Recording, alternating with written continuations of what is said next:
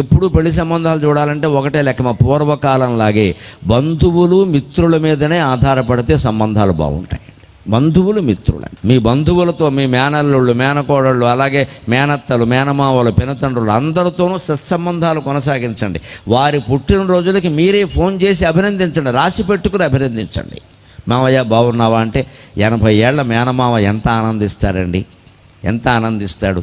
అది మీ అమ్మగారికి చెప్పాను, అమ్మ మావయ్యకి ఫోన్ చేశానని, ఫోన్లేరా మావయ్యని గుర్తుపెట్టుకున్నావు అని అమ్మ 2 ముద్దలు అన్నం ఎక్కువ పడుతుంది. ఒకవేళ అమ్మ లేదనుకుందాం, దురదృష్టవశాత్తు మావయ్య మా అమ్మ లేదయ్యా మాకు నువ్వే అమ్మవయ్యా అంటే ఆ మేనమావ ఎంత పరవశిస్తారండి, ఎంత పరవశిస్తారండి. బంధుత్వాలు దూరం చేసుకుంటున్నాం. పిల్లల చదువుల పేరు మీద ఉద్యోగాల పేరు మీద మనం మనుషులమేనా? బంధువులు ఉండాలి. ఎప్పుడు పెళ్లి సంబంధాల విషయంలో బంధువుల్ని నమ్మినట్టుగా ఎవరిని నమ్మలేం మనం. బావమరిదికి ఫోన్ చేసి ఏమయ్యా మీ మేనకోడలకు నువ్వే చూడాలయ్యా సంబంధాలు, నువ్వే బుట్ట మొయ్యాలి కదా, ఇంకా లావైతే మొయ్యడం నీకే కష్టం అని చెప్పామనుకో, ఆయన చూస్తాడు. మరి మేనమామే మొయ్యాలి కదా, ఇప్పుడు ఇంకా లావెక్కితే మొయ్యడం కష్టం. చూస్తాడు ఖచ్చితంగా. ముందు బావమరితో మనకు సంబంధాలు బాగుండాలి కదా. ఎప్పుడు ఈవిడ ఇంట్లో భార్యను పట్టి మీ వాళ్ళు ఏం పెట్టారు, మీ వాళ్ళు ఏం పెట్టారు, ఈవిడతోనే బాగుండలేదు, బావమరితో ఏం బాగుంటాయి. ఇంకా ఏం పెట్టారో ఏం లేదో అయిపోయిందిగా, 20 ఏళ్ళు ఏంది, ఎందుకు వచ్చిన గొడవ ఇది. ఈ చిన్న చిన్న విషయాల కోసం ఊరికే పెట్టుబడులు వీటి మీద తగాదాలు పెట్టుకోకూడదండి. మేనమావలు బావమరుదులు వీళ్ళందరినీ పిల్లలకి పరిచయం చేయాలి, దగ్గర చేయాలి. మావయ్య ఇచ్చాడరా కాస్త కాఫీ మంచినీళ్ళు కనుక్కో, మావయ్య ఎలా వెళ్ళిపోతున్నాడు రా క్యాబ్ మాట్లాడి పంపించు, నువ్వు కూడా వెళ్ళు అని పిల్లలకి చెప్పాలండి. చదువులు బంధుత్వాల కంటే ముఖ్యం కావు, చదువులు ఆత్మీయతల కంటే ముఖ్యం కావు. ధనం ఎప్పుడూ మిగలదు, బంధం ఒక్కటే మిగులుతుంది, బంధువులు మిగులుతారు. గుర్తుపెట్టుకోండి, బంధువులను కాపాడుకోండి.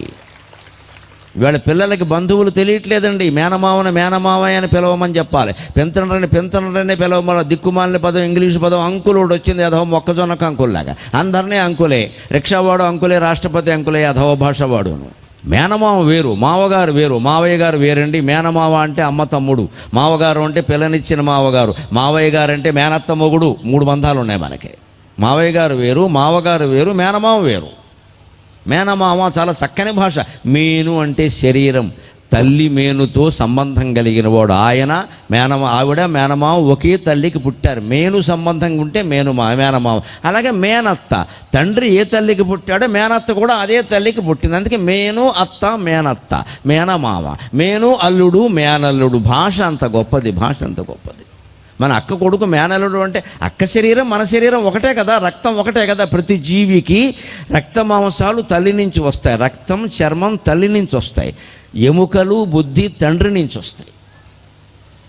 మరి మేనకోడలను చేసుకోవద్దని అందుకే చెప్పారు. ఎందుకంటే మేనకోడల రక్తం మన రక్తం ఒకటే, అక్క రక్తం మన రక్తం ఒకటే. అక్క రక్తమే మేనకోడలకు వచ్చింది. ఇదివరకు ఏదో నడిచిపోయాయి, ఇప్పుడు నడవట్లేదని చాలా ఇబ్బందులు వస్తున్నాయి. ఇవి మేనకోడలను చేసుకోకూడదు. మేనత్త కూతురు మేనమావ కొడుకు అది వేరే విషయం. ఈ బంధాలన్నీ ఉంచాలి, అన్నీ మనకు చూడాలి. పెళ్లి సంబంధాలు ముఖ్యంగా బంధువులనే చూడమని చెప్పాలి. స్నేహితులు బాగా దగ్గర మిత్రులు ఉంటారు, వాళ్ళకి చెప్పాలి. చూడమన్నారు కదా అని వాడు ఇష్టం వచ్చింది చూస్తే కుదరదు, కాస్త మా వాళ్ళని చూడమని కూడా చెప్పాలి ఈ రోజుల్లో.